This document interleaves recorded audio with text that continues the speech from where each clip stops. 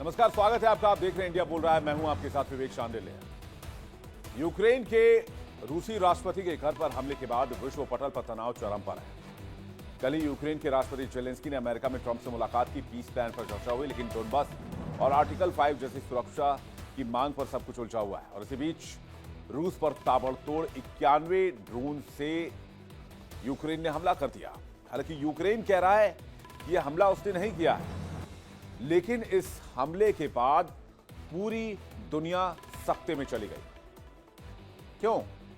क्योंकि पहली बार इस युद्ध के दरमियान ऐसा था जब डायरेक्ट रूसी राष्ट्रपति पुतिन को निशाना बनाया गया। इसके बाद पूरा यूरोप और यहां तक कि अमेरिका ने भी बयान दिया और कहा कि यह नहीं होना चाहिए था, क्योंकि अब पुतिन बदले की आग में जल रहे हैं। कल ही पीस प्लान पर चर्चा और इसके बाद सीधे पुतिन के घर पर हमला। रूस ने साफ ऐलान कर दिया है कि अब बदला ही लिया जाएगा। बात सिर्फ बदले की होगी। वक्त रूस तय करेगा, हमला कैसा होगा यह भी रूस तय करेगा। और जेलेंस्की को पता है कि इस हमले ने इस पूरी बातचीत को डिरेल कर दिया है। हालांकि जेलेंस्की कह रहे हैं कि यह हमला यूक्रेन ने नहीं किया है, लेकिन सवाल यह है तो फिर यह हमला किसने किया? क्या यूरोप ने यह हमला करवाया? इस हमले को लेकर ट्रंप का रिएक्शन भी सामने आया। डोनाल्ड ट्रंप बेहद गुस्से में और कह रहे हैं ऐसा नहीं होना चाहिए था। सवाल यह है कि अगर जेलेंस्की इस हमले से इनकार कर रहे हैं तो आखिर पुतिन के घर को किसने निशाने पर लिया? क्या यूरोप की तरफ से हमला किया गया? क्योंकि यूरोप और यूक्रेन के अलावा कोई तीसरा मुल्क नहीं हो सकता जो रूस को निशाने पर ले, क्योंकि डोनाल्ड ट्रंप के साथ भी पुतिन के रिलेशन ठीक है, बहुत शानदार नहीं कहे जा सकते, लेकिन दोनों नेताओं के बीच एक गर्मजोशी है जो हाल की मुलाकातों में दिखी है। और इसके बाद इससे भी बड़ा सवाल यह कि अब रूस का अगला कदम क्या होगा? क्या रूस हमले की इंटेंसिटी बढ़ा देगा? क्योंकि रूस ने इसे आतंकवादी हमला करार दे दिया है। मामला बहुत ज्यादा बिगड़ने वाला है।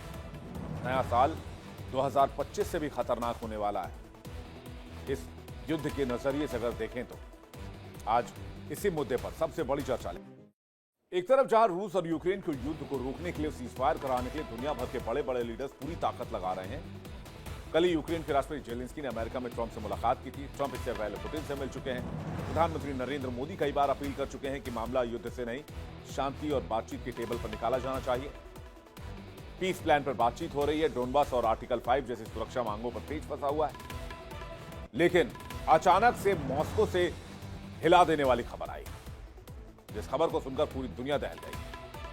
खबर है कि यूक्रेन ने पुतिन के घर को डायरेक्ट निशाना बनाया। डायरेक्ट पुतिन के घर को अटैक किया गया। 91 ड्रोन से पुतिन के घर पर ताबड़तोड़ हमले किए गए, जिसके बाद पूरी दुनिया की नजरें मॉस्को पर टिक गई, क्योंकि दुनिया जानती है पुतिन अपने किसी भी दुश्मन को किसी भी कीमत पर माफ नहीं करते। तो क्या यूक्रेन ने पुतिन के घर पर हमला करके लक्ष्मण रेखा पार कर दी है? और अब रूस का ऐसा कहर यूक्रेन पर टूटेगा जिसे अमेरिका और यूरोप कोई भी यूक्रेन को नहीं बचा पाएगा। इस पर बात करेंगे। हालांकि इसमें पेच ये भी है, वोल्दिमिर जेलेंस्की जो कि यूक्रेन के राष्ट्रपति हैं, वो ये कह रहे हैं कि यह हमला यूक्रेन ने किया ही नहीं।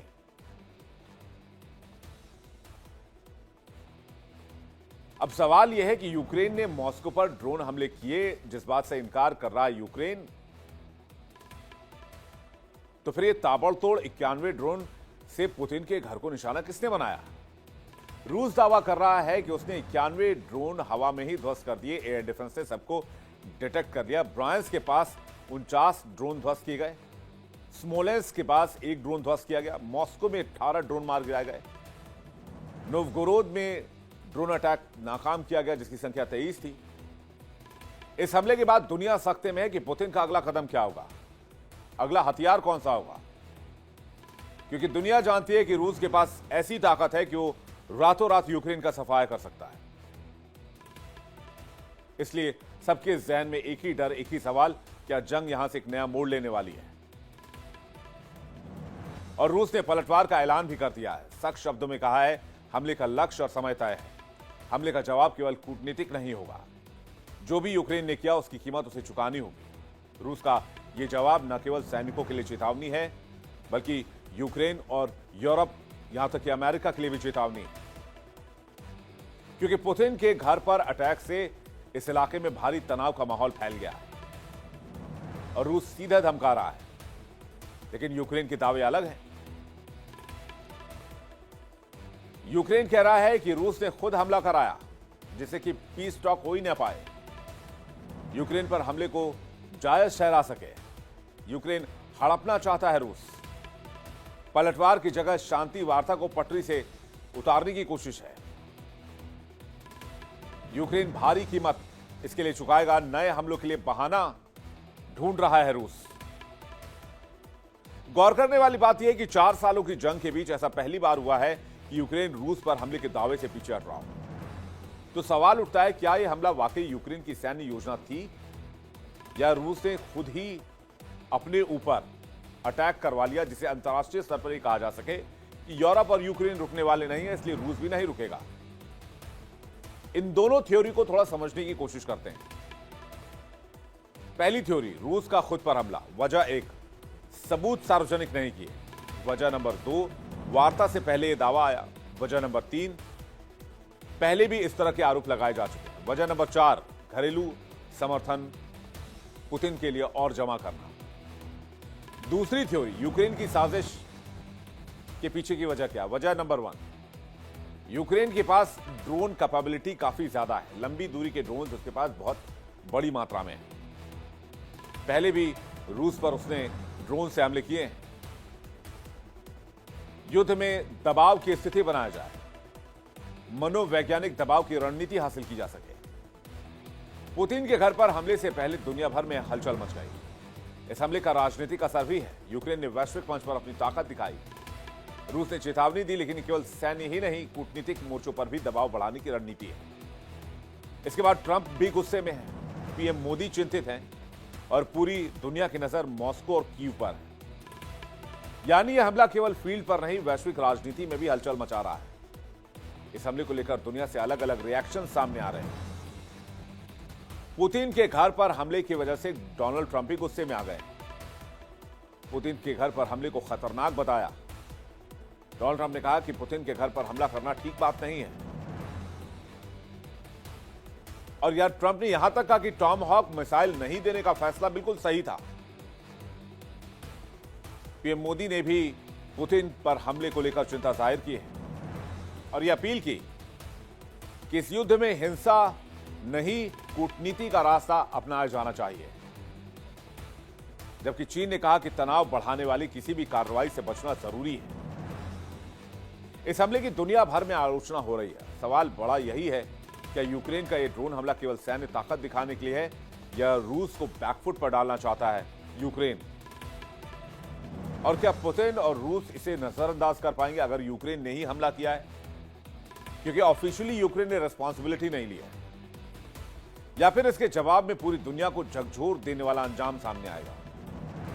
और इस बीच एक सबसे बड़ा सवाल कि कहीं इस हमले के पीछे यूरोप तो नहीं है, क्योंकि यूरोप नहीं चाहता है कि यूक्रेन से युद्ध आगे बढ़कर यूरोप तक पहुंचे।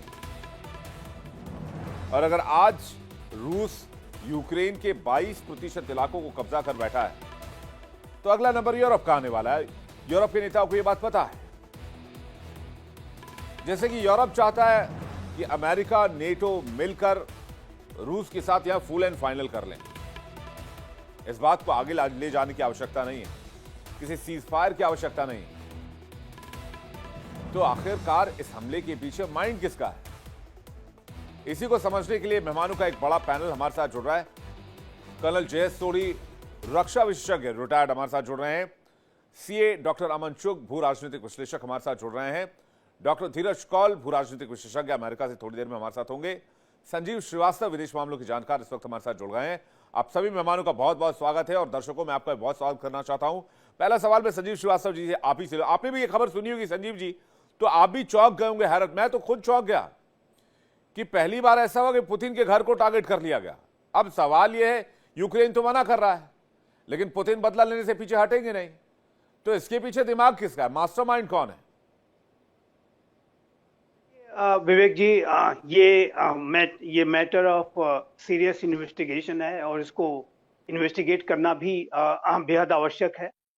लेकिन इसमें कोई दो राय नहीं है कि जो रशिया यूक्रेन के बीच का युद्ध है और दोनों जो पार्टीज हैं, और जाहिर है कि उसमें अन्य पार्टीज भी इसेंशियली ये देखा जाए तो ये महाशक्तियां ही ये युद्ध लड़ रही हैं।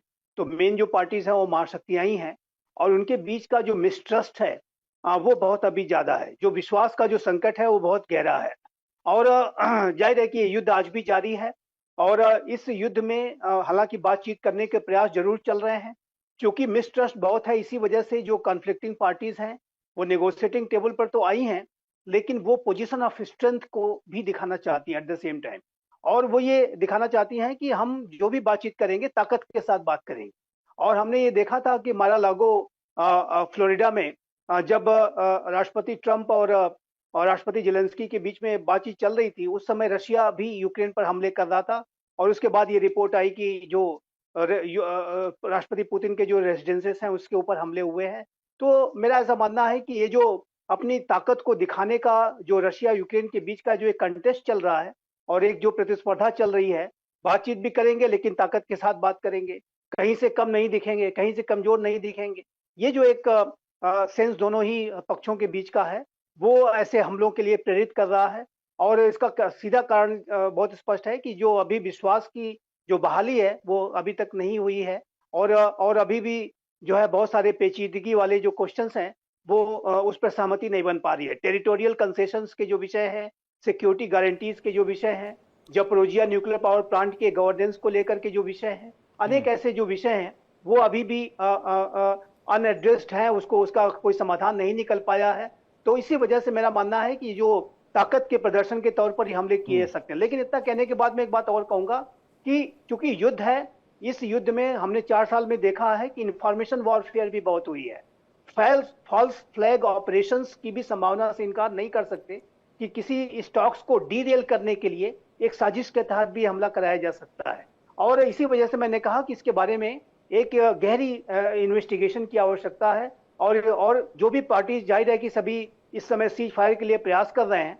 तो यदि रशिया के पास के ऊपर हमला हुआ है तो रशिया को चाहिए कि इसके संबंधित जो भी एविडेंसेस हैं वो वहां पर प्रोड्यूस करे और वो जो भी यूक्रेन को या अमेरिका को या नेटो को वो प्रोवाइड कराए, ताकि इस संदर्भ में आगे प्रिवेंटिव एक्शंस लिए जा सकें और इस तरीके के जो एपिसोड्स हैं वो रिपीट ना हो सकें। इस बात की नितांत आवश्यकता है और तभी जाकर के कोई बातचीत सफल हो सकती। नहीं तो रशिया, ऐसी रिपोर्ट्स आ रही हैं कि रशिया कह रहा है कि अब हम अपनी जो बातचीत की बात के बारे में कोई रिव्यू भी कर सकते हैं, क्योंकि अब राष्ट्रपति पुतिन को ही टारगेट किया जा रहा है। तो ये जो विश्वास बहाली करने के लिए इस तरीके की जो अटैक्स और काउंटर अटैक्स हैं उसको रोकना होगा और तभी जाकर के कोई बात बन सकती है। और एक विन विन फार्मूले की, जैसा कि हम कल भी डिस्कस कर रहे थे कि एक विन विन फार्मूले की तलाश करनी होगी। ये विन विन फार्मूला तभी निकल सकता है जब अपनी आप एडमेंट जो एक्सट्रीम पोजीशंस हैं उससे हटें और एक कॉम्प्रोमाइज की तरफ बढ़ें। और लेकिन अभी दुर्भाग्य से होता हुआ दिखाई नहीं दे रहा है। जी,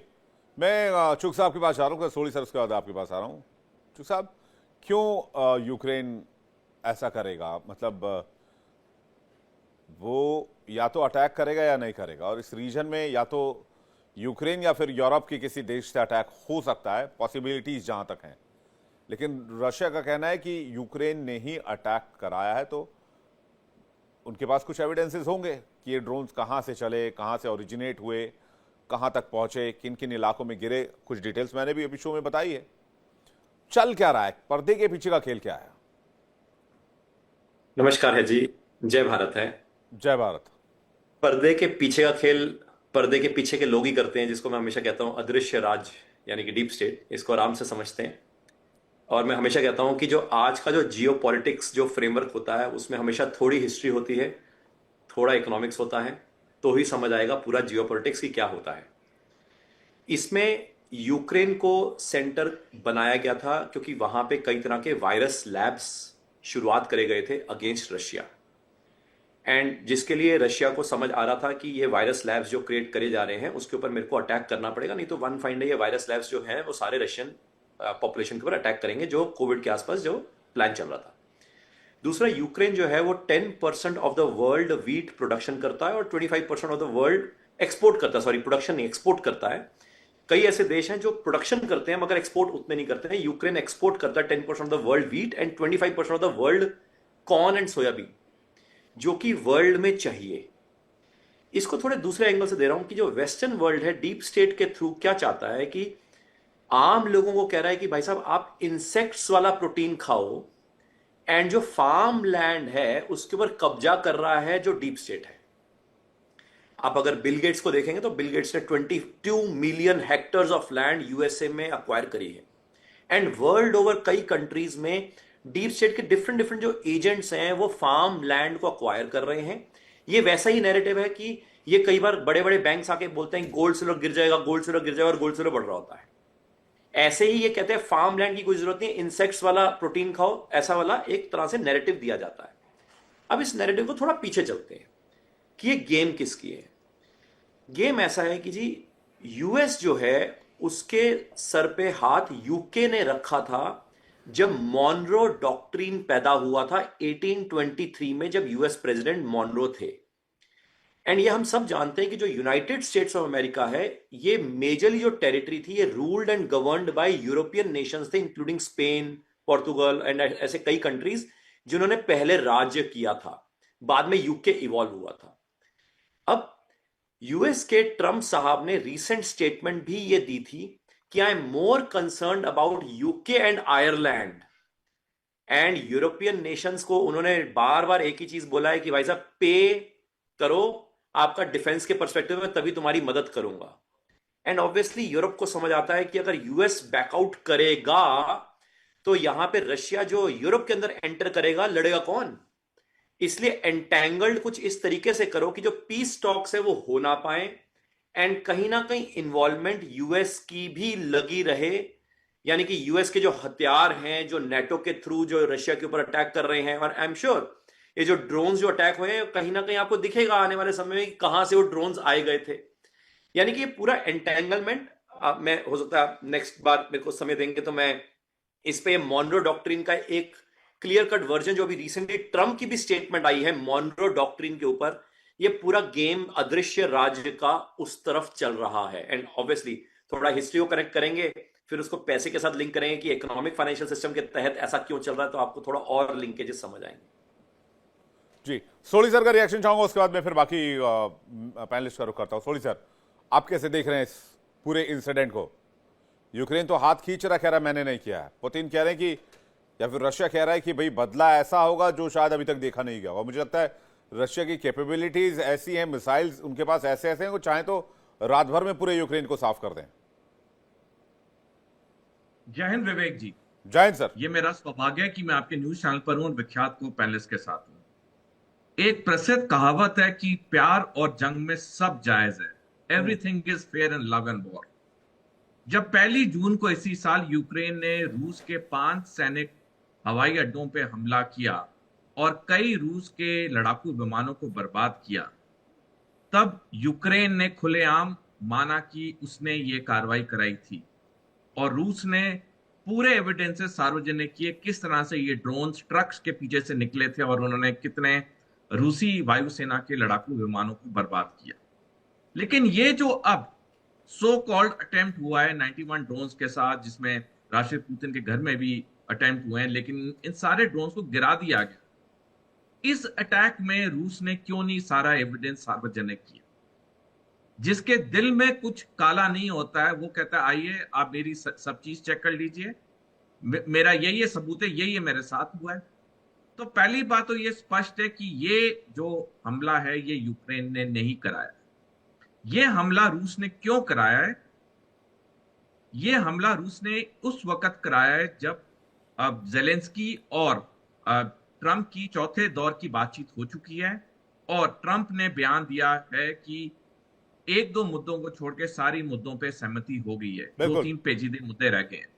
तो ये रूस की चाल है यूक्रेन पे और अमेरिका पे दबाव डालने की, ताकि जो ये 2-3 पेचीदे मुद्दे हैं जो कि पूरी तरह से रूस के हक में है, यूक्रेन उसे दबाव में सारी शर्तें मान जाए देखिए, रूस तो 5 सितंबर 2022 को ही ये जंग जीत गया था, जब उसने 20% यूक्रेन की धरती पे कब्जा कर लिया था। उसका सैनिक लक्ष्य था डोनबास का इलाका, जो उसने सितंबर में ही हासिल कर लिया था युद्ध के 5-6 महीने के बाद। उसके बाद ये जंग क्यों इतनी खींची जा रही है? ये जंग इसलिए खींची जा रही है कि अब रूस के 2 बड़े मकसद रह गए हैं। पहला, या तो जेलेंस्की सत्ता से हटे ताकि एक प्रो रशियन सरकार वहां है, या अगर जेलेंस्की सत्ता से नहीं हटता है तो इस युद्ध को लंबा खींचा जाए, ताकि जब 2027 में चीन ताइवान पे हमला करे तो रूस पूरी मदद करे चीन की, जिस तरह से चीन ने अटूट तौर पे रूस की मदद की इस 4 साल के युद्ध में। यानी एक बहुत बड़ा ये गेम प्लान है। जहां तक ड्रोन अटैक की बात है, मेरे को तो पूरा लगता है ये फॉल्स फ्लैग ऑपरेशन है, ये यूक्रेन ने नहीं करवाया।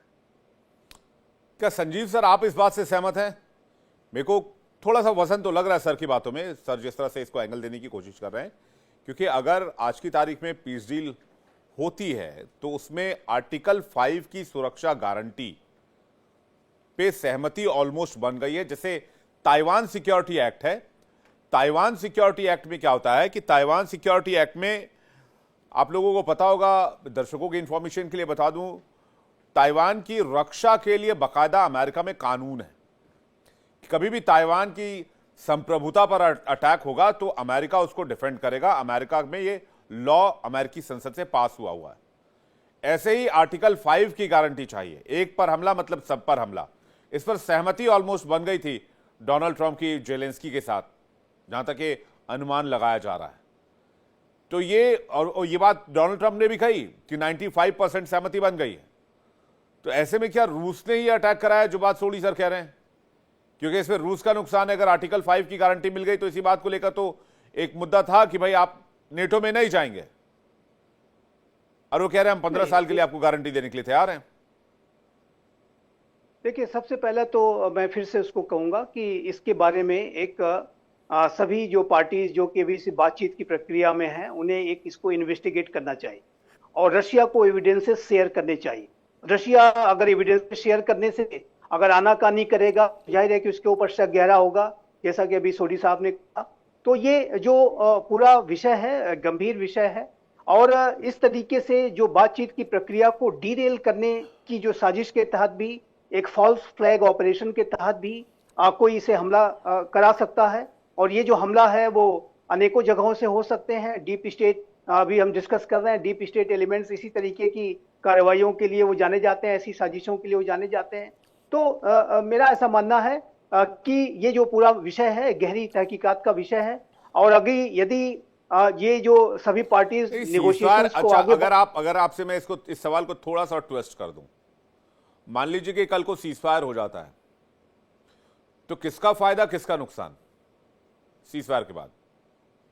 देखिए, सीज फायर में एक विन विन फार्मूले की जब तक तलाश पूरी नहीं होगी तब तक ये सीज फायर होगा नहीं। पहली बात मैं ये बता दूं, क्योंकि अगर ये जो बातचीत है इसमें अगर कॉन्फ्लिक्टिंग पार्टीज में किसी एक पक्ष के अंदर विजय का सेंस आता है कि हमारी जीत हो गई, यदि रशिया को लगने लगा कि ये जो 20 पॉइंट पीस प्लान है उसमें रशिया को बहुत सारे कंसेशंस मिल गए हैं और उसके जो मंसूबे हैं वो पूरे हो गए हैं, और ये जाहिर है कि यूक्रेन के अंदर ये सेंस जाएगा कि उसकी पराजय है, उसको अपनी टेरिटरीज गंवानी पड़ी हैं। तो ऐसे में ये जो पूरा जो सीज फायर में जो ये सस्टेनेबल नहीं होगा। यूरोप भी इसको नहीं मानेगा, क्योंकि यूरोप की भी सबसे बड़ी आशंका ये है कि यदि रशिया के अंदर एक विक्ट्री का सेंस आता है तो वो रशिया के अति महत्वाकांक्षी जो ओवर एम्बिशियस जो प्रेसिडेंट पुतिन है, वो कल को कोई नया स्पेशल मिलिट्री ऑपरेशन लॉन्च कर सकते हैं और किसी अन्य यूरोपीय राष्ट्र को वो टारगेट कर सकते हैं। जैसा कि वो हम सब जानते हैं कि पुराने सोवियत यूनियन को गौरव करना, जो old lost glory of the Soviet union है, उसको रिवाइव करने का उनका मंसूबा रहता है। तो ऐसे में यूरोपीय राष्ट्र काफी चिंतित हैं। इसी वजह से मेरा ऐसा मानना है कि जो यूक्रेन की जो सिक्योरिटी गारंटीज को पाने का जो उसकी जो बात है वो बिल्कुल उसमें दम है, उसे मिलनी चाहिए और तभी जाकर के कोई बात बन सकती है। लेकिन इतना कहने के बाद मैं अवश्य कहूंगा कि आर्टिकल 5 जैसी सिक्योरिटी गारंटीज मुझे नहीं लगता कि अमेरिका जो है यूक्रेन को देने जा रहा है, क्योंकि आर्टिकल 5 जो नेटो का है उसमें इस बात का प्रावधान है कलेक्टिव डिफेंस, जिसको हम कहते हैं। कलेक्टिव डिफेंस के अंतर्गत ये होता है कि अगर एक एक राष्ट्र पर कोई हमला किया गया तो पूरे अलायंस पर हमला माना जाता है। और यदि इस तरीके की सिक्योरिटी गारंटीज अमेरिका नेटो को देता है, अमेरिका यूक्रेन को देता है या नेटो यूक्रेन को देता है, तो फिर वो तो ऑलमोस्ट नेटो ज्वाइन करने जैसा ही हो गया, जो कि रशिया नहीं मानेगा। रशिया की तो यही शर्त है कि किसी कीमत पे आपको नेटो में नहीं जाने देंगे। तो ये जो मेरा ऐसा मानना है कि सिक्योरिटी गारंटीज यूक्रेन को चाहिए, लेकिन सिक्योरिटी गारंटीज उस तरीके की अमेरिका और नेटो नहीं प्रोवाइड करा सकते, जैसा कि नेटो के आर्टिकल 5 में जिस तरीके की बातें लिखी हुई हैं। लेकिन ऐसे भी रिपोर्ट्स हैं कि यूक्रेन ये चाहता है कि फॉरेन ट्रूप्स का जो प्रेजेंस हो, और इस तरीके की जो अनेक प्रस्तावों को यूक्रेन ने रखा है। लेकिन एक प्रपोजल ये भी है कि जो 5 प्रोविंसेस हैं, खासकर जो ईस्टर्न डॉनबास का रीजन है, उसको डीमिलिटराइज जोन के तौर पर बनाया जाए, एक बफर जोन के ऊपर बनाया जाए, इसमें किसी भी देश की कोई सेना ना हो। रशिया को भी अपनी जो फोर्सेस को वहां से विड्रॉ कर लेना चाहिए, और इस तरीके की भी प्रपोजल्स हैं। देखिए विवेक जी, प्रपोजल्स बहुत सारे हैं, अनेक कंस्ट्रक्टिव हैं, और अमेरिका और यूक्रेन के बीच में बातचीत तो जरूर हुई है, लेकिन ये बातचीत तभी कुछ आगे बढ़ सकती है जब उसे रशिया माने। अभी तो जो बॉल है वो रशिया के पाले में है, और रशिया के ऊपर ये एक हमला हो गया है, तो रशिया इसका प्रिटेक्स्ट लेकर के उससे बैकआउट कर भी सकता है। तो ये इसमें अनेक आशंकाएं अभी भी हैं, और मेरा ऐसा मानना है कि हालांकि जैसा कि मैंने शुरुआत में कहा कि क्योंकि ये बातचीत में कोई भी पार्टी कमजोर नहीं दिखना चाहती, तो इसी वजह से ये हमले लगातार एक दूसरे के ऊपर कर रहे हैं। रशिया भी यूक्रेन पर हमला कर रहा है, यूक्रेन भी रशिया के ऊपर हमला कर रहा है, और ये पिछले 1 साल से जो बातचीत चल रही है उसमें हमने लगातार देखा है कि दोनों एक दूसरे को टारगेट करते हैं। लेकिन ये जो टारगेट करने का जो तरीका है कि राष्ट्रपति पुतिन के घर पर ही हमला कर दो, ये कुछ ज्यादा जो क्रॉस, इसको कहते हैं ना, रेड लाइन क्रॉस करने वाली बात है, और इसको कंडेम किया है। भारत के प्रधानमंत्री श्री नरेंद्र मोदी ने भी इसके बारे में अपनी गहरी चिंता व्यक्त की है। डोनाल्ड ट्रंप काफी नाराज है इसको लेकर के, ऐसा हमला कैसे हो गया। तो मैं भी काफी शॉक हो गया। और हालांकि मैं बहुत बड़ा वर्ल्ड लीडर नहीं हूं, लेकिन मैं एक पीस लविंग आदमी हूं। मेरे को शांति अच्छी लगती है। मैं इवन अपने आसपास में भी किसी से कभी झगड़ता नहीं हूं। कौल साहब, चुग साहब मुस्कुरा रहे हैं। कौल साहब भी जुड़ गए अमेरिका से। कौल साहब, हुजूर बड़ी देर कर दी आते आते। आप जो है, मुझे लग रहा है कि आप भी कहीं ऐसी किसी पीस डील में तो नहीं थे कि भाई रशिया और यूक्रेन का युद्ध आज रुकवा कर ही फिर विवेक भाई के शो में ज्वाइन करेंगे। नहीं, thank you for having me on the show. Sorry actually कल से हम लोग it's completely fine call sir. मैं बस ये जानना, मेरा सवाल आपसे ये है कि ये हुआ क्या है? 91 ड्रोन से हमला, वो अगर रशिया को फोड़ना हो तो 1-2 ग्रेनेड अटैक ही कर देते पुतिन के घर के बाहर, तो भी वो साबित कर सकते थे कि पुतिन के घर पर हमला अब हम नहीं छोड़ेंगे। देखिए, नमस्कार आपके पैनलिस्ट को एंड आपके दर्शकों को। आपको भी बहुत इंटेलिजेंट आपका डिबेट होता है, और आई थिंक आप रिमेम्बर करते हैं कि साल के मिड से ही हम बात कर रहे हैं कि दिसंबर के करीब आपको एक बहुत अच्छा न्यूज़ मिलेगी, डील्स का मिलेगी, और बार बार मैं यही बात कहता हूँ, और वी आर वेरी क्लोज। देखिए, अभी आई थिंक संजीव जी ने कुछ बातें कही जो इम्पोर्टेंट है। मैं कुछ एक पॉइंट्स बताना चाहूँगा। अभी 20 पॉइंट जो पीस फ्रेमवर्क है उसमें 8 लाख का उन्होंने उनको अलाउ किया है मैक्सिमम ट्रूप्स रखने का। यूएस 15 साल की गारंटी देने को तैयार है with troops on the ground और इंटेलिजेंस शेयरिंग, लेकिन मैसिव ट्रूप्स ऑफ यूएस शायद नहीं होंगे। नेटो के कुछ ट्रूप्स की वो बात कर रहे हैं। प्रेसिडेंट जेलेंस्की ने इसी को 50 साल के लिए पुश करने को बोला है, जो इम्पॉसिबल है, वो बिल्कुल भी नहीं हो पाएगा। इसके अलावा 60 to 90 डेज का एक पीस बफर टाइम लेंगे, पीस सीज फायर का, जिसमें ये सब चीजें होंगी। और कल ही 28 दिसंबर को जो प्रेसिडेंट ट्रंप की मार्लागो फ्लोरिडा में जो उनका घर है, वहां से उनकी जो बात हुई थी पुतिन के साथ और यूक्रेनियन ऑफिशियल्स और यूरोपियन यूनियन के ऑफिशियल्स के साथ भी, उसमें भी उनका मानना है कि अब कुछ ही एरियाज रह गए हैं। और आपके शो पे हमने बार बार इस पे बात की है कि दनबास के एरिया है जिसको किसी भी हाल में यूरोपियन यूनियन, में बोलना चाहूंगा यूक्रेन से ज्यादा यूरोपियन यूनियन नहीं चाहेगा कि वो रशियन कंट्रोल में रह जाए। रशिया के ऑलमोस्ट वो कंट्रोल में है। उसके स्ट्रेटेजिक एरियाज, कुछ एक फोर्टिफाइड एरियाज हैं जो बचे हुए हैं, और उसी पे अभी बात चल रही है। मुझे लगता है कि रशिया शायद आगे उसको अपने एरियाज को वापस ना दे, लेकिन आगे रुक जाए। वो मुझे लगता है वो पॉइंट ऑफ जीरो निगोशिएशन हो जाएगा अगर दनबास पूरा उन्होंने ले लिया तो। I don't think European union उसे एग्री करेगा, क्योंकि इसमें सबसे ज्यादा स्टेक यूरोपियन यूनियन के हैं। कौन साहब, ये बात तो ठीक है। ये बात तो तब है जब टेबल पर आएंगे बातचीत की। ये जो 91 ड्रोन भर दिए रशिया के यूक्रेन ने, इसका क्या करें? कौन है इसके पीछे? देखिए, आप इस बात को जानते हैं कि ज़ेलेंस्की की पॉपुलैरिटी यूक्रेन में, और मैं फर्स्ट हैंड लोगों से यूक्रेन में बात करता हूं, मैं आपको ऑन ग्राउंड बातें बता रहा हूं, बहुत कम हो चुकी है। और जो भी इंटेलेक्ट लोग, मैं यूक्रेन कुछ नहीं तो 15-20 बार ही जा चुका हूं पिछले 10 सालों में। So I have interest there, I have friends who work in health care. Country को डेवेस्टेट कर चुके हैं। जो वहां के बुद्धिजीवी लोग हैं वो भी इस बात को मानते हैं कि इस वॉर से हमें क्या मिला। लाखों लोग मर गए, लाखों लोगों के लिम्ब और लाइफ चले गए। यूक्रेन की रिकंस्ट्रक्शन कॉस्ट $550 बिलियन है। एक पूरी जनरेशन जो बच्चों की 5वीं से 10वीं की है, उनकी पढ़ाई अस्त व्यस्त हो गई। रिफ्यूजी बन के लोग यहाँ गैस स्टेशन में काम कर रहे हैं, जिनके बड़े बड़े प्रोफेसर थे पूरे वर्ल्ड में, और अब उन्हें निकाला जा रहा है वापस अमेरिका से। बाय द वे, उसका रिफ्यूजी प्रोग्राम कैंसिल किया जा रहा है। तो at the end of the day, जिन लोगों ने ज़ेलेंस्की को फॉर अ चेंज जिताया था, आप जानते हैं वो कॉमेडियन थे विद जीरो एक्सपीरियंस, उनको पता नहीं था वो किस कगार पे लाके यूक्रेन को खड़ा कर देंगे। क्या आज नेटो की मेंबरशिप ऑन द टेबल है?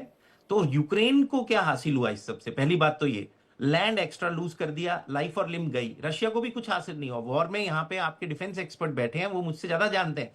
वॉर में किसी का eight the end of the day फायदा नहीं होता है, दोनों साइड का नुकसान और डेथ और डिस्ट्रक्शन होती है। लेकिन हैविंग सेड दैट, आप मुझे एक चीज बताइए कि जो ज़ेलेंस्की है, उनकी ऑन ग्राउंड पॉपुलैरिटी कम है, उनके आर्मी के जो टॉप ब्रास है अभी भी उनके साथ है, ब्यूरोक्रेट्स उनके साथ हैं, लेकिन he is very weak on the ground. और इस टाइम वो प्लेस ऑफ पावर से निगोशिएट ही नहीं कर सकते। ट्रंप ने उनको उनका आईना दिखा दिया था, आप सब ने देखा वो इंटरव्यू जो पहले हुआ था जब ट्रंप जीतने के बाद आए थे। अब वो थोड़ा सॉफ्ट है कि आप प्लेस ऑफ पावर से बात ही नहीं कर सकते, you have no cards on the play.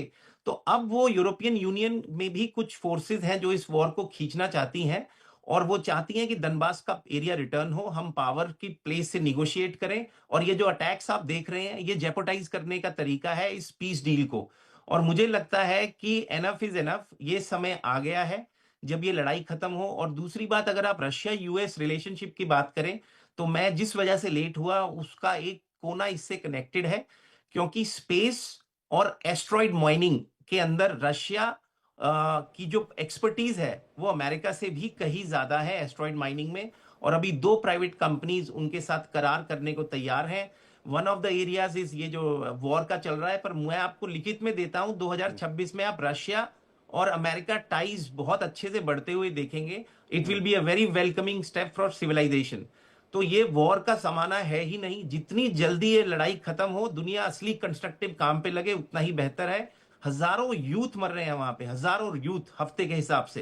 मतलब विवेक जी, उस दिन हमने यही बात आपके शो पे बोली थी, एक बच्चे को 18 साल की उम्र तक ग्रो करने में कितना एफर्ट जाता है। I think everybody understands. मेरा तो 2 साल का बच्चा है, लेकिन 18 साल की आर्मी के जाने के बाद 22 साल में वो मर जाए, उसका लिम्ब चला जाए, तो पूरे समाज पे क्या गुजरती है। तो वॉर से आज तक किसी का फायदा नहीं हुआ। Eight the end of the day आप टेबल पे आके बात करेंगे, और वही हो रहा है। काश यही सद्बुद्धि ज़ेलेंस्की में वॉर शुरू करने से पहले आती कि नेटो की मेंबरशिप मिलेगी ही नहीं, तो कहीं ना कहीं तो चीजें पीस अलग टॉक का होती। गब्बर कौन है फिर? जेलेंस्की आप गब्बर कह तो रहे हैं? मैं कहूंगा कि बी स्टॉक का गब्बर ज़ेलेंस्की है, और कुछ डिफेंस कंपनीज हैं यूरोप की, और शायद डीप स्टेट और यूएस की भी मैं बोल सकता हूं। लेकिन डेफिनेटली यानी गब्बर कि आप ना कह रहे हैं कि ट्रंप है। जेलेंस्की पर्सनल फायदा देख रहे हैं, और कुछ मुनाफे के चक्कर में वो नहीं चाहते कि युद्ध रुके, और डिफेंस कंपनी के साथ जो भी बातचीत हो, जो जिस देखिए, तरफ आप इशारा हाँ, करना चाह रहे हो, देखिए चाहे वो डीप विवेक जी, स्टेट हो, चाहे वो जो भी हो। करेक्ट विवेक जी, आपने उनका स्कैम भी देखा था, वहां के डिफेंस के जर्नल्स का स्कैम भी निकला बिल्कुल, था, हाँ, पार्लियामेंट बिल्कुल। में भी बात हुई थी। काफी इसके खबरें आई अलावा थी। आपने देखा है कोई अकाउंटेबिलिटी नहीं है। $250 बिलियन यूरोप से और अमेरिका से ले लिए गए हैं। वो कहां पे गए हैं, किसके कॉन्ट्रैक्ट, किसके ऑफशोर अकाउंट्स में गए, हमें यही नहीं पता। अभी दुनिया में कोई इस बारे में बात नहीं कर रहा। लेकिन मैं आपको अश्योर करता हूं, अगर आज इलेक्शन यूक्रेन में हो जाए, जिसके ऊपर ट्रंप बात कर रहे हैं, ज़ेलेंस्की शायद अपनी जमानत ना बचा पाए। वहां पे हालात बिल्कुल अलग हैं, और जो पढ़े लिखे लोग हैं, दे हैव स्मेल्ड द रोज। और आप एक चीज जी। देखिए कि मैं मेरे हिसाब से इज अ ट्रेटर, क्योंकि आपको दिख रहा है आप किससे पंगा ले रहे हैं, आपके पास है क्या, यूरोप कितना आपको सपोर्ट करेगा, और कब तक अपने लोगों को मरवाते रहेंगे। तो हिस्ट्री विल जज इट। मैं आपके शो पे पिछले साल भी बोला था, आज फिर बोल रहा हूं, अब कुछ साल रुक जाइए, ठीक है। हिस्ट्री विल जज हिम। जी, मैं सेकंड क्वेश्चन लेकर आपके पास लौटूं, इच्छुक साहब के पास जा रहा हूं। इच्छुक साहब, आप भी मानते हैं कि जेलेंस्की असली विलन है इस वॉर में? नहीं नहीं नहीं, देखो पहले तो मैं ऑन अ लाइटर नोट शुरू करता हूँ। देखो जी, ये पूरा साल 2025 का मंगल का था। सूर्य राजा था, सूर्य मंत्री था, मंगल का साल था, तो मंगल ने दंगल तो करवाना था। तो यहाँ पे पीस डील तो हो ही नहीं सकती थी। नेक्स्ट ईयर सूर्य का साल है, ईगोइज्म पीक पे होएगी, मंगल मंत्री है विक्रम संवत के हिसाब से, लड़ाई तो पक्का और बढ़ेगी। इसका रीजनिंग मैं फिर दोबारा दे रहा हूं, बट उससे पहले ये कॉमेडियन जो है जेलेंस्की, जो कॉल साहब ने बताया, जिसको प्लेस किया गया, किसने प्लेस किया? डीप स्टेट ने प्लेस किया ना। डीप स्टेट कौन सा? यूरोपियन यूनियन की तरफ से जो डीप स्टेट है, जो एस्टेब्लिश डीप स्टेट है, उसने प्लेस किया। क्यों? मैं दोबारा रिपीट कर रहा हूं, क्योंकि पूरा का पूरा जो वेस्टर्न पार्ट ऑफ यूक्रेन है उसको अक्वायर करना था ना, लैंड को। एंड आप देखो लैंड का रिकंस्ट्रक्शन जेलेंस्की ने किस कंपनी को ठेका दिया? ब्लैक रॉक को। मतलब मेरे को नाम नहीं लेना चाहिए, बट आप गूगल करो, अब तो गूगल भी बोलता है। ब्लैक रॉक में किस किस के लिंकेजेस हैं, किस किस के पैसे हैं, सारा खेल ही पैसे का है जी।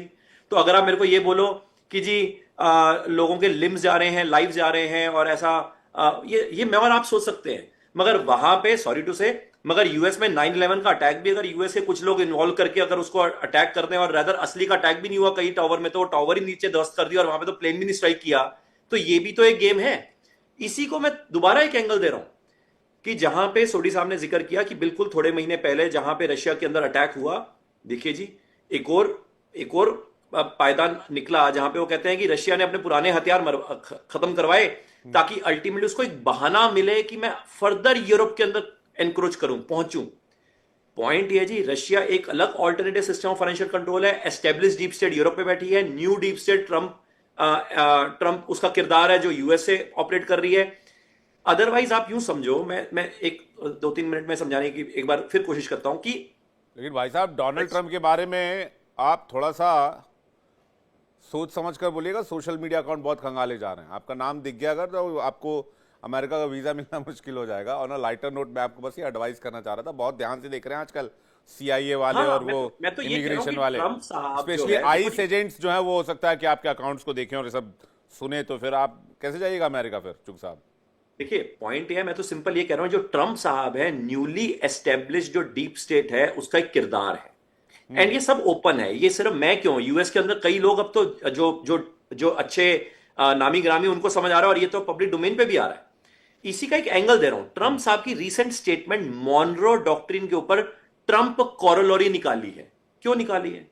वो भी यही कह रहे हैं कि जी जो पुराना एस्टेब्लिशमेंट था यूरोपियन यूनियन का, जिन्होंने पहले यूएसए के ऊपर राज किया या मैक्सिको पे राज किया, उनका वेस्टर्न हेमिस्फेयर में नाम या इन्वॉल्वमेंट नहीं होगा। पॉइंट है, एक तरफ ट्रंप साहब की टाइमिंग ये कहती है, साथ में आपको लगता है कि जो ट्रंप साहब है वो नाटो को सपोर्ट करेंगे अगेंस्ट रशिया। ट्रंप कहता है भाई मेरे भी तो पैसे बनने चाहिए, अगर जेलेंस्की के पैसे बन रहे हैं तो मेरे को भी बनने चाहिए। रादर ट्रंप साहब अगर नाटो की लड़ाई रुकवा दें रशिया के साथ, तो आप समझे डिफेंस की जो इतनी बड़ी बड़ी कंपनियां यूएसए में, वो ट्रंप साहब को कहां जीने देंगी। तो इसलिए मैं ट्रंप साहब का नाम ले भी रहा हूं और समझाने की कोशिश कर रहा हूं कि वो तो एक किरदार है, जो पीछे अदृश्य राज्य है, वो नहीं चाहेगा कि लड़ाई रुके। और मैं फिर दोबारा ये कहूंगा, एक लड़ाई काउंटर हॉल्ट हो सकता है, खत्म नहीं हो सकता। रादर आप यूं समझो, न्यू काउंटर्स इवॉल्व होंगे। ये बढ़ते बढ़ते बढ़ते पूरा रिजर्व जो करेंसी का जो सिस्टम है ना, जो डी डॉलराइजेशन का जो प्रॉब्लमेटिक सिचुएशन है, उसको बचाने के चक्कर में पूरा का पूरा जो वर्ल्ड है उसमें वॉर काउंटर्स और एग्रेवेट होंगे। ये मेरी कहने की कोशिश है। मतलब ये मारपीट और बढ़ने वाली है बिल्कुल, मतलब इंटरनेशनल कम्युनिटी में जूतम पैजार हो जाएगी 2026 में। और जूता आपने तो उसमें कुछ सूर्य मंगल वाला एंगल भी दे दिया है, सूर्य राजा और मंगल इस बार मंत्री बन गया। का एंगल क्यों खोला? मतलब मंत्री जी राजा को और उकसाएंगे कि भाई देखो ये जो ऐसा मामला है इसको ऐसे सुलटेगा नहीं, इसको मार कूट के ठीक करो। तो इस हिसाब से 2026 में आप कह रहे हैं एस्केलेशन और बढ़ सकता है। सोडी साहब आप इसे कैसे देख रहे हैं? क्या 2026 में, हालांकि कॉल साहब बहुत ऑप्टिमिस्टिक हैं और मेरा तो ब्लड ग्रुप भी बी पॉजिटिव है, मैं तो हमेशा पॉजिटिव ही सोचता हूं, मैं तो चाहता हूं सीज फायर हो जाए, लेकिन लग नहीं रहा है जो हालात दिख रहे हैं। सोडी साहब। विवेक जी, 15 जनवरी 2024 को ग्रांट स्नैप्स, जो तब यूनाइटेड किंगडम के रक्षा सचिव थे, उन्होंने बयान दिया था कि अगले 5 साल में दुनिया में कई नए युद्ध के मोर्चे खुलेंगे और ये नए युद्ध के मोर्चों के पीछे 4 ही देश होंगे, रूस, चीन, उत्तर कोरिया और ईरान। और एक हफ्ता पहले 23 दिसंबर को इसी साल अमेरिका के रक्षा मंत्रालय ने अपनी संसद को रिपोर्ट दी जो कि चीन के ऊपर थी। उसमें साफ लिखा है कि चीन के 3 इमीडिएट सैनिक लक्ष्य हैं, ताइवान, साउथ चाइना सी में स्पाटले आइलैंड्स और भारत का अरुणाचल प्रदेश। तो जो चुग साहब कह रहे हैं उनकी बात में बहुत दम है। ये शांति वांति कभी नहीं हो सकती। ये जो जमाना है, ये जमाना सिर्फ लड़ाई का है, युद्ध का है। ये जमाना शांति का नहीं है। आप देखिए थाईलैंड कंबोडिया के बीच में क्या हो रहा है, ईरान इजराइल के बीच में क्या हो रहा है, हमास इजराइल के बीच में युद्ध विराम हो गया, लेकिन वहां भी छुटपुट घटनाएं आती रहती हैं। चीन का जो ताइवान के ऊपर ब्लॉकेड चल रहा है वो तो हम सारा जानते ही हैं। चीन जापान को चेतावनी दे रहा है। कहां से युद्ध, कहां से दुनिया में शांति है? शांति हो ही नहीं सकती है, ये क्योंकि तो आपने पूरा आज थर्ड के वर्ल्ड वॉर का सीन गिना दिया भाई साहब। विवेक जी, ये तो फैक्ट है। आज की तारीख में जिसके पास शक्ति है वो इस्तेमाल कर रहा है। ये सॉफ्ट पावर डायलॉग डिप्लोमेसी, ये टेबल पे बैठ के एसी कमरों में बड़ी अच्छी लगती है। हकीकत ये है जो 430 बीसी में थुसाइदस ने कहा था, जो कि एक प्रसिद्ध ग्रीक विचारधारक थे। उन्होंने कहा था 430 बीसी में, शताब्दियों पहले, जो शक्तिशाली होते हैं वो वही करते हैं जो उनका मन करता है। जो कमजोर होते हैं वो शक्तिशाली को देखते रहते हैं। वो बात शताब्दियों बाद भी सही है। आज की तारीख में जिस देश के पास शक्ति है वो इस्तेमाल कर रहा है, बाकी जो कमजोर है वो बस कह रहा है कि जी नहीं है, हम तो नहीं लड़ेंगे, हम तो यूनाइटेड नेशन जाएंगे। ऐसा कुछ नहीं होगा। जो ग्रांड स्नैप्स ने कहा है, अभी तो ये युद्ध की शुरुआत है और अभी तो और युद्ध आने हैं। इस पर जल्दी से एक कॉल साहब का रिएक्शन चाहूंगा, फिर संजीव सर आपके पास आ रहा हूं। कॉल साहब, आप तो ऑप्टिमिस्टिक हैं, लेकिन यहां तो मामला ही कुछ अलग दिख रहा है। देखिए, मैं आई थिंक मेरा नए साल का रेजोल्यूशन होगा एस्ट्रोलॉजी पढ़ना, क्योंकि मुझे एबीसी नहीं पता उसका, पर lot of my friends vouch for it.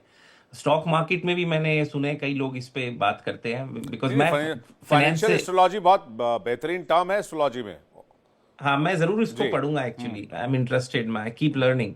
लेकिन मैं आपको ये बताना चाहता हूँ कि फाइनेंशियली स्पीकिंग हम लोग अमेरिका के अंदर, हमारा 2 ट्रिलियन इंटरेस्ट पे जाएगा अगले 4 साल बाद।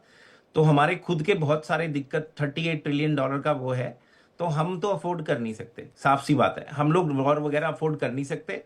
और अभी आपने ममदानी को देखा है न्यूयॉर्क में विन होते हुए। वो एक डेमोक्रेट है, उन्होंने एक अलग ही दुनिया में बात की। और अब डेमोक्रेट्स बहुत बढ़ चढ़ के इस पे बात कर रहे हैं कि अपना ट्रेड डेफिसिट आप घटाइए, जिसकी वजह से इलॉन मस्क भी चले गए। तो हम लोग ये वॉर मॉन्गरिंग और वॉर में, देखिए eight the end of the day जो भी ये ग्रांट्स हैं, ये हमारे पैसे जाते हैं डिफेंस कंपनीज को, वो इक्विपमेंट बना के उनको दे देती है। लेकिन पैसे जाते हैं टैक्स पेयर के। हमारे को यहाँ सड़कें, स्कूल और यूनिवर्सिटीज की ज्यादा जरूरत है। हेल्थ केयर में हमारे पास डॉलर्स कम है। मैं फिजिशियन हूं तो आपको बता सकता हूं। तो देर आर अदर इश्यूज जिसपे ट्रम्प जीत के आए हैं। तो वो चाह रहे हैं कि ये पहले घड़े से जो छेद से पैसा लीक हो रहा है उसको बंद करें।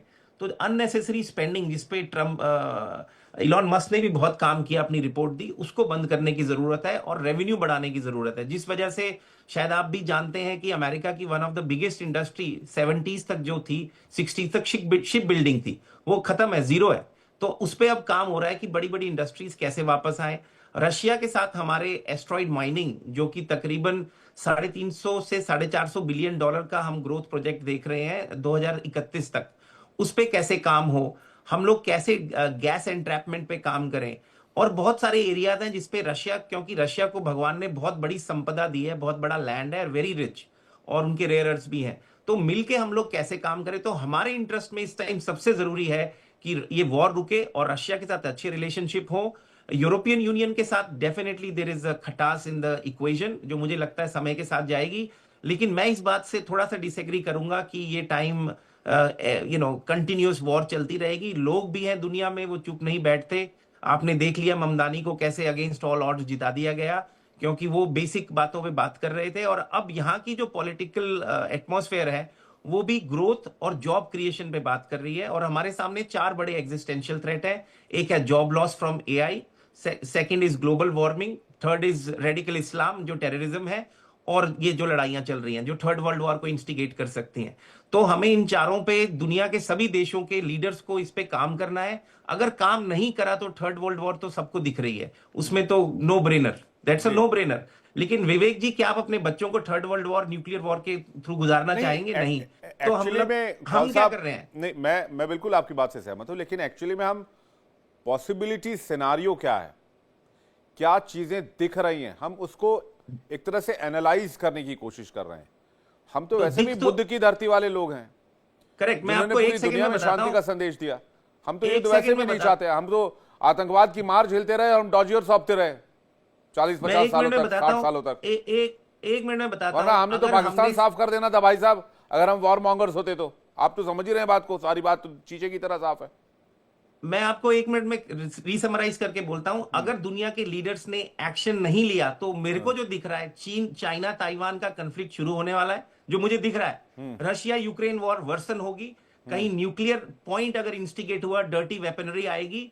आपने देखा हमारे साथ वुहान वायरस ने क्या किया। वैसे 15 से 20 वेरिएंट्स ऑलरेडी तैयार बैठे हैं। अगर आप इस बात पे जाएंगे, वेनेजुएला में लड़ाई शुरू होने वाली है, यहां पे हमारी बैंकरप्सी कंट्री के अंदर बहुत सारी डेविस्टेशन हो सकती है। अरुणाचल पे चाइना 100% अटैक करेगा। आपको मैं और बताऊं, हाइपरसोनिक वेपन्स के बारे में मैं आपको पूरा लेक्चर दे सकता हूं। अभी हम जिस दिशा में दुनिया के देश उसको ले जा रहे हैं, पॉइंट ऑफ नो रिटर्न है। और अगर ऊपर से एस्ट्रॉइड 3i कॉमेट आके गिरा तो फिर तो गेम ओवर है सबका। लेकिन डेवेस्टेटिंग चीजें दिख रही हैं, लेकिन मैं एक पॉजिटिव पर्सन हूं, मैं सॉल्यूशंस ढूंढ रहा हूं। सॉल्यूशन घर बैठने से आएगा नहीं। ये हमारे जैसे आपके ये जितने भी डिफेंस एक्सपर्ट हैं, आप लोग हैं, चुग साहब हैं, संजीव जी हैं, हम लोग जब आवाज उठाएंगे तो ये जो आलसी पॉलिटिशियन है इनकी कान पे जू रेंगेगी। इनके दिमाग में बात जाएगी कि मुझे $10 बिलियन अपने बच्चे के ऑफशोर अकाउंट में डालने की जगह देश के बच्चों पे ध्यान देना चाहिए। ये दुनिया के हर डेमोक्रेटिक कंट्री में हो रहा है। मैं एक चीज आपको लास्ट में बताता हूं। मैं बहुत पढ़ता हूं और डिफरेंट कंट्रीज को because of my financial and macro economics देखता हूं। हर दुनिया में डेमोक्रेसी 90% शैम है। कुछ 100 फैमिलीज चलाती हैं, इंडस्ट्रियल चलाते हैं, पॉलिटिशियन बनाते हैं, एक तरीके की कंपनी बना रखी है। राजाओं ने अपने उनको दे दिए, अब उनके बच्चे, चाचा, भतीजा सब चलता रहता है। हम लोगों के लिए डेमोक्रेसी है, उनके लिए अलग दुनिया। उनका पासपोर्ट भी मैटर नहीं करता। आप फैक्ट सुनना चाहते हैं? आप इंडियन है, आपके पास $50 बिलियन है, आपको कोई टच नहीं कर सकता। ये फैक्ट है दुनिया का। किसी भी देश में उठा के देख लीजिए, money is eight the end of जो बात उन्होंने बोली, स्ट्रेंथ। तो यही बात तो चुग साहब बार बार कह रहे हैं ये फैक्ट है। लेकिन सब कुछ के पीछे बाप बड़ा ना भैया, सबसे बड़ा रुपया। जल्दी से संजीव जी का एक रिमार्क ले लूं मैं जल्दी से। संजीव जी कुछ कहना चाहते हैं? देखिए मैं स्पष्ट रूप से कहना चाहता हूं कि जो फुल फ्लेजेड वॉर्स महाशक्तियों के बीच में वर्तमान समय में संभव नहीं है। पहला विश्व युद्ध और दूसरे विश्व युद्ध के बीच में 20 वर्ष का फासला था, लेकिन जो तीसरा विश्व युद्ध है, मुझे नहीं लगता कि ये कोई लड़ने जा रहा है, क्योंकि तीसरे विश्व युद्ध का मतलब न्यूक्लियर वॉर होगा, और जिसको कहते हैं म्यूचुअली एश्योर्ड डिस्ट्रक्शन, और इसको अन्य भाषा में कहें तो ये मैडनेस कोई नहीं करना चाहेगा। रशिया यूक्रेन के बीच का युद्ध 4 वर्षों का लगभग हो चुका है, लेकिन आज तक रशिया ने नेटो की टेरिटरी पर कोई एक सिंगल गोली फायर नहीं की है, और वहीं नेटो और अमेरिका ने भी रशिया की टेरिटरी पर कोई एक गोली फायर नहीं की है। क्योंकि जिस दिन डायरेक्ट इन्होंने शूट करना शुरू कर दिया अमेरिका और रशिया ने, उस दिन थर्ड वर्ल्ड वॉर छिड़ जाएगी, और ये कब न्यूक्लियर थ्रेशोल्ड को क्रॉस कर जाएगी कोई नहीं जानता, और इसमें कोई नहीं जाना चाहेगा। मुल्ला मुनीर भी उसमें नहीं जाना चाहेगा, और वो जो तानाशाह किम जोंग उन है वो भी उसमें नहीं जाना चाहेगा। 2026 की शुरुआत होने वाली है। ऐसा नहीं होना चाहिए कि हमारी डिबेट को देखकर लोग 2026 को लेकर बहुत नेगेटिव हो जाए, और 2026 बहुत उम्मीदों वाला साल रहे सबके लिए। यही कामना हमेशा से रही है हम भारतीयों की, और पूरे विश्व को लेकर वसुधैव कुटुंबकम की बात हम करते हैं। आप सभी मेहमानों का बहुत शुक्रिया हमारे साथ जुड़ने के लिए और अपना कीमती वक्त देने के लिए बहुत बहुत धन्यवाद। तो 2026 उम्मीदों का साल रहे, सीज फायर का साल रहे, युद्ध की जगह बुद्ध की बात हो, जो बात मैं हमेशा कहता हूं जब भी ऐसी डिबेट्स होती हैं, जब भी वॉर की बात होती है। हमारी कामना कम से कम यही रहती है, भारत की, हिंदुस्तान के लोगों की। डिबेट में फिलहाल इतना ही।